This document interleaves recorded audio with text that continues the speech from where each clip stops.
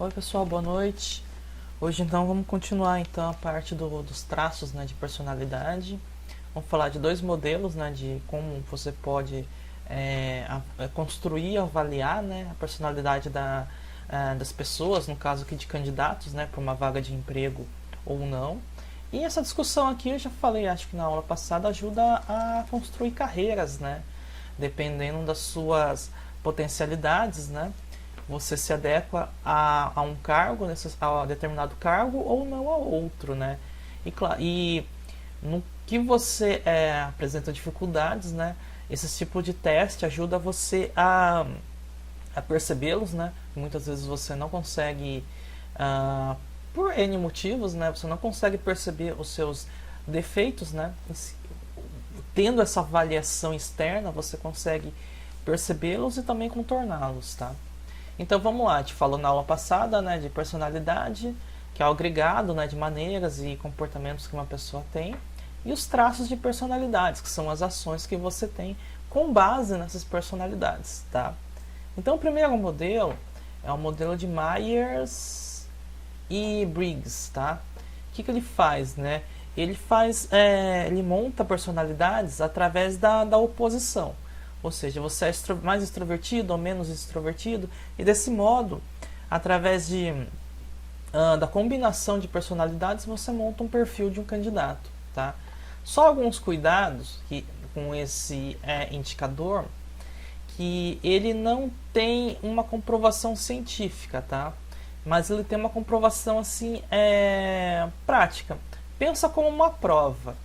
Uma prova no colégio, ele avalia todo o potencial do aluno? Não necessariamente, né? A gente tem os vestibulares que, sei lá, às vezes o cara não passa no primeiro momento, mas depois de estudar por 1 ano, 2 anos, ele vai lá e passa no curso que ele está pretendendo. Então, esse indicador, ele avalia, mas ele não é determinante, tá? Ele é só uma forma de você mostrar a personalidade da pessoa, a potencialidade, mas ele não tem uma comprovação científica, tá? Então, olha lá, 16 tipos de personalidade, tá? E esse teste, ele é feito a partir de 4 características, tá? Ó, E ou I, ou se a pessoa é extrovertida ou introvertida. S ou N, tá? Se ela tem um bom senso, ela é mais intuitiva. T ou F, se ela é racional, mais emocional. P ou J, é perceptivo ou julgadora. Então, através da combinação, né, desses traços, você monta a personalidade de uma pessoa. Tá? Ele é ainda utilizado em algumas empresas. Né? O livro está desatualizado, mas ele fala aqui que empresas como Apple, o laboratório Eurofama, Citigroup, GE, 3M aplica esse tipo de teste de personalidade. Somente em entrevista de emprego, tá? Então tem que ficar ligado para se conhecer, né? E evitar surpresas na hora de uma entrevista de emprego, numa dinâmica de grupos. Isso vocês vão ver em gestão de pessoas, tá? Mas olha, questionado em relação à sua validade, e ele é mais um orientador de carreira, tá? Vamos pro próximo? O próximo é o modelo Big Five. Se tivesse em aula, a gente ia brincar um pouco com isso aqui, né? Para mostrar as personalidades dos alunos. Infelizmente a pandemia não está deixando, né, a gente fazer isso na prática. Então vai ficar infelizmente mais a parte teórica realmente, tá? O modelo Big Five, aí sim, ele tem uma comprovação científica. E daí ele é feito através de questionários, entrevistas, avaliações, né, psicológicas e uma série de outras dinâmicas de grupo, né, uma série de características, de ações, né, através de um monte de metodologias para você levantar uma personalidade mais efetiva das pessoas, tá? Então são feitos, né, estudados 5 dimensões básicas, tá, para a construção desse perfil desse profissional pretendido por uma empresa, tá? Então, 5 fatores são a extroversão, né, se esse candidato ele é comunicativo, se ele sabe se expressar com pessoas, com clientes, sabe se comunicar, assim por diante. Se ele é a amabilidade, ou se ele tem uma, como assim, me fugiu a palavra, ele tem uma empatia, veio a palavra, né? Ele tem uma empatia, né, com o seu cliente, com o seu colega de trabalho, ou com alguma pessoa que vem pedir uma ajuda, né? Sei lá, algum estudante que vem pedir uma ajuda para fazer um estágio, para fazer um TCC. Então, você tem que ter pessoas ali na empresa que tem essa empatia com outras, né? E isso é importante, ainda mais num ambiente de trabalho altamente competitivo. Você não pode apenas toda hora ficar com essa pressão da competição, né? Você também tem que trabalhar com pessoas assim que são interessantes de se você conversar, que te entendem, né? Que apoiam os outros colegas de trabalho e assim por diante, tá? Uma das coisas mais ruins quando você vai trabalhar é você ir num lugar que não é que ninguém te entende, é que você não tem interação com outras pessoas, ou tem um ambiente carregado por pressão da gerência, assim por diante. Então, muitas empresas, principalmente empresas mais modernas, né, mais dinâmicas, procuram, né, pessoas que tenham um pouco mais de empatia, né, para ter um clima de trabalho não tão pesado, né, mais leve. Consciência, né, de saber a responsabilidade, né, que ele vai ter ao longo do trabalho. E estabilidade emocional, a gente vai citar na próxima aula, tá? Mas tem a ver, se a pessoa ela aguenta a pressão, né? Por exemplo, você pega o que estava vendo na Liga dos Campeões ontem, né?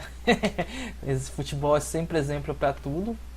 Se você pega um cara como o Neymar, né, que foi dizimado, né, estraçalhado pela imprensa, e mesmo assim no jogo ele tem que chegar lá e mostrar o potencial que ele tem, né? Então a pessoa ela tem que trabalhar essa questão de estabilidade emocional, tá? Você chega numa sala de aula com 50 alunos, ninguém quer aprender comportamento organizacional, né? Aí o que você faz, né? Você explode com os alunos ou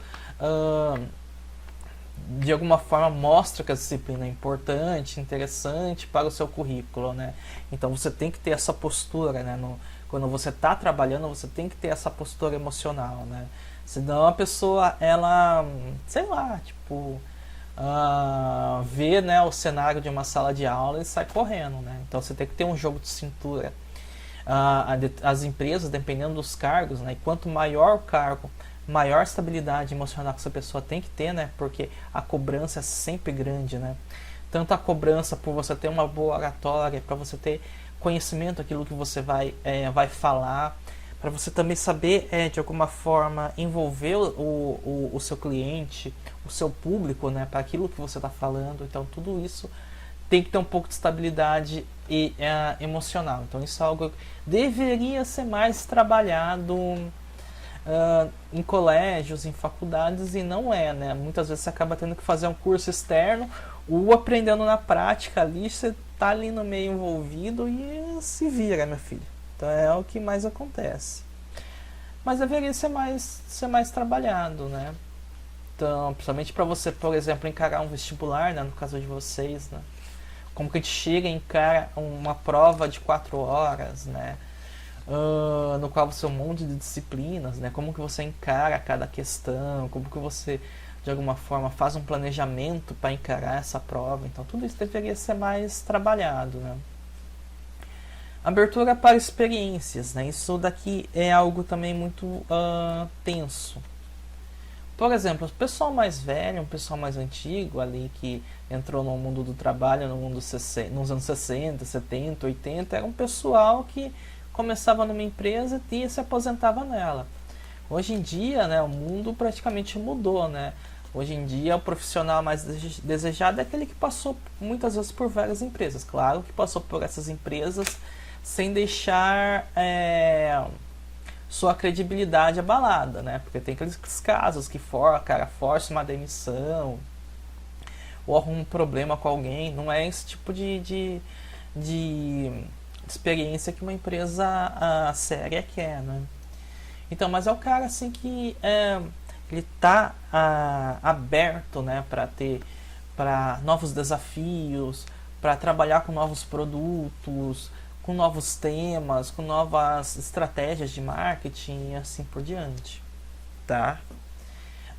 Desses fatores, você vai ter os atributos, né, da personalidade que são buscadas, tá? Ó, ele coloca no livro centro de controle. O que vai ser o centro de controle? Se uma pessoa ela tem essa estabilidade, né? Ó, se é positivo, gosta de si, ela tem se vê como eficiente, busca ter um melhor desempenho, ter ambição, né? Mas uma ambição positiva, no sentido de querer alcançar novos degraus. Não, quando a gente fala ambição, cuidado. Muitas vezes as pessoas veem isso de uma forma negativa, né? Principalmente aqui no Brasil. Ter ambição necessariamente significa passar por cima dos outros. Tome cuidado com isso, tá? Mas claro, se você se dedica a uma coisa, você quer ter um retorno em relação a isso, tá? Então isso você tem que estar centrado, tá?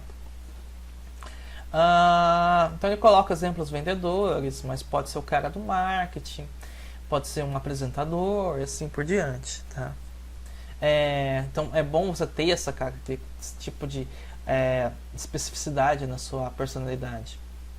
Maquiavelismo, olha que interessante ele coloca. Tudo que for necessário para chegar... faz, né? Tudo que for necessário para chegar onde quer. São pessoas manipuladoras, seu sucesso depende do tipo de trabalho. Ou seja, cuidado também com esse termo maquiavelismo, tá? Não necessariamente fazer tudo o que for necessário para chegar onde quer pode novamente ser visto algo como negativo. Às vezes, tipo, para você chegar, por exemplo, a um cargo de gerência ou de chefia, você tem que fazer o que for que o cargo demanda que você faça, tá? Então você tem que, outras pessoas gostando ou não, né, do que você por vezes faça, você tem que construir na sua carreira esses atributos, né? Por exemplo, se o cargo demanda um curso tal, você tem que de alguma forma ter esse curso. E para você ter esse curso, você tem que fazer o que for necessário, tá? Muitas vezes, né, você tem que tomar um pouco de cuidado, que, por exemplo, hoje menos, né, mas o fato de você ter um título superior te traz certas mentalidades e condutas, né? Às vezes essas condutas podem ser condutas um tanto arrogantes. Na graduação, como hoje em dia a faculdade é algo quase necessário, né?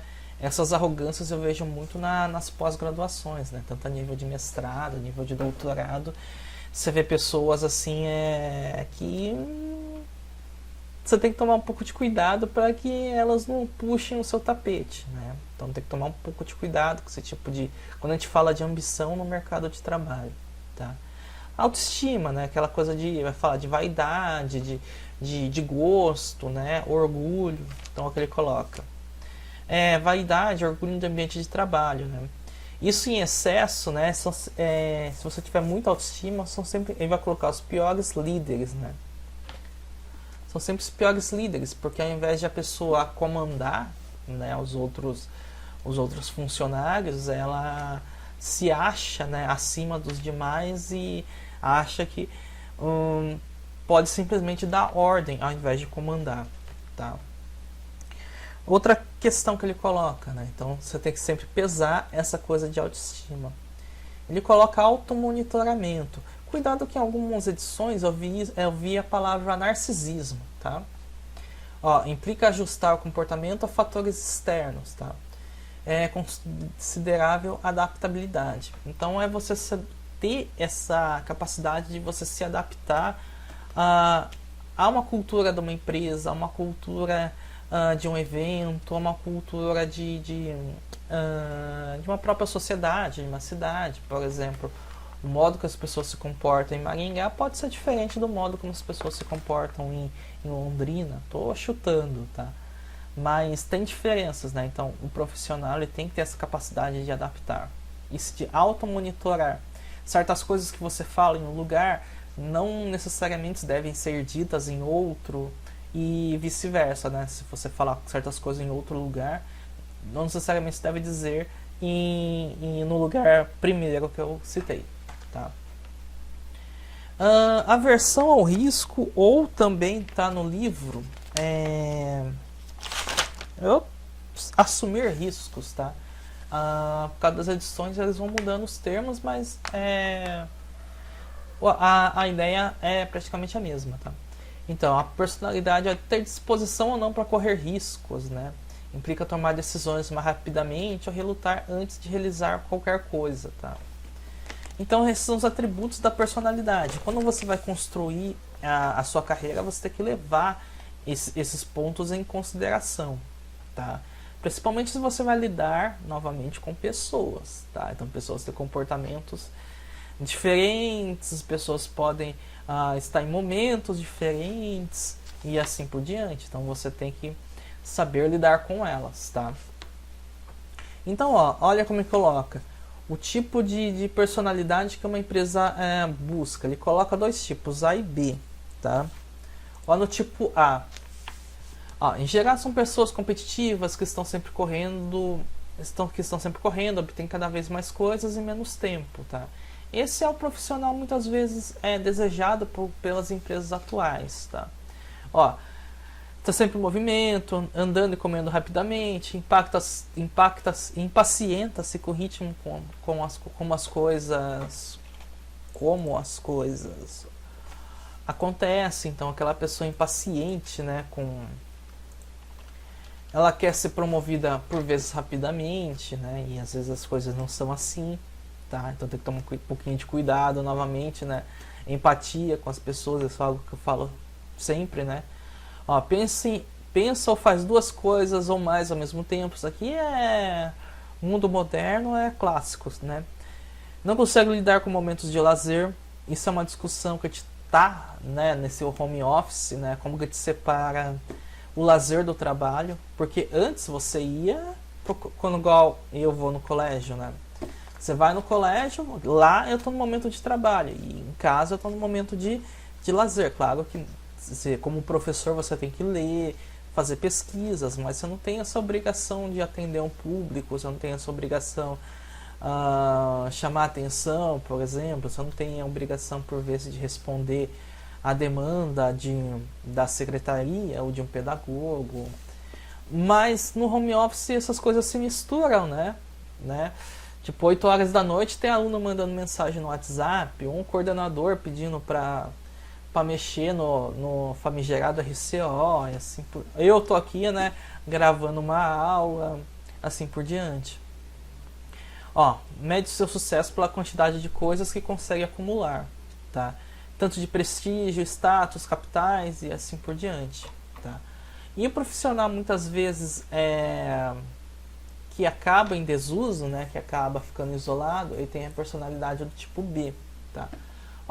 Raramente se sente pressionado, não precisa participar de um número crescente de eventos, nem obter um número crescente de coisas. Então é uma pessoa mais desestimulada, né? Não sofre com sentimento de urgência, né? Por exemplo, sei lá, o trabalho é para entregar na próxima sexta, né? Então ela não vai fazer quando, né? Vai começar a fazer agora, vai fazer na quinta-feira às 11 horas da noite. Então, não consegue relaxar, né? Essa ideia é meio... tá no livro, mas é meio... e até colocar entre aspas, vou deixar entre aspas, né? Consegue relaxar, porque essa ideia de relaxar nesse nosso mundo moderno é bem conflituosa, né?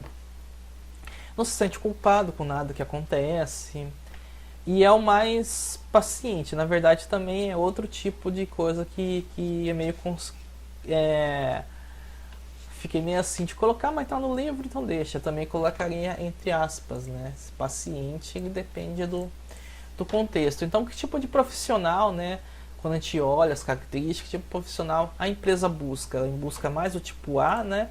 Que, claro, tem defeitos, né?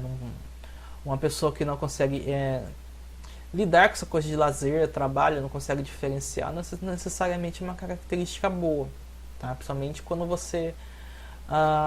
dependendo do cargo que você ocupa também, tá? Mas em geral, tá? Que tipo de empresa, se você fosse escolher um funcionário para sua empresa, você escolheria uma pessoa que tem uma personalidade do tipo B e uma pessoa que tem uma personalidade do tipo A, né? Quase 100%, né?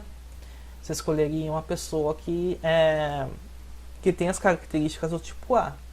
Afinal, uma empresa precisa gerar lucro, né? Vocês não estão tendo contabilidade ainda comigo, mas isso é algo que eu falo bastante. As empresas, elas são pessoas jurídicas, né? E para elas existirem, elas existem, né, pela prerrogativa de gerar lucro. Tá? Se o funcionário não gera lucro, ele acaba dispensado. E a empresa vai contratar um funcionário que gere rendimentos a mesma, e não prejuízos. Né? Então não compensa para uma empresa ficar com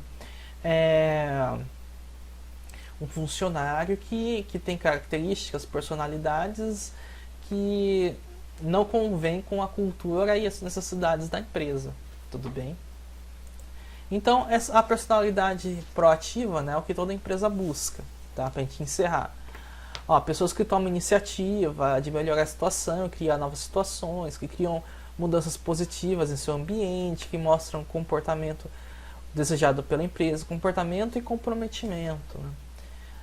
São mais prováveis como líderes. Cuidado com essa ideia de líder, né? Não necessariamente a pessoa que está coordenando uma situação é líder, né? Às vezes numa mesma grupo, né? Você pode ter vários líderes, tá? Mais vistos como agente de mudanças e mais propensos a atingir o sucesso em suas carreiras, tá? Então tudo isso que a gente falou tem que ser levado em consideração, né, quando você vai construir o seu perfil profissional. Tá? O seu perfil profissional tem que convergir com as dinâmicas procuradas pelo mercado de trabalho. Tá? Então, muito cuidado, que a gente acha muitas vezes que essas características, esses traços de personalidade, eles vão surgir muito adiante. Não, elas têm que ser construídas já agora, quando vocês estão na adolescência, passando para a idade adulta. Tudo bem? Então, pessoal, continuamos na aula que vem, tá? A gente vai falar um pouco de emoções, tá? Já vão fazendo umas questões, tá? Que é para entregar daqui até uns 15 dias, tá? Então, voltamos na semana que vem. Até!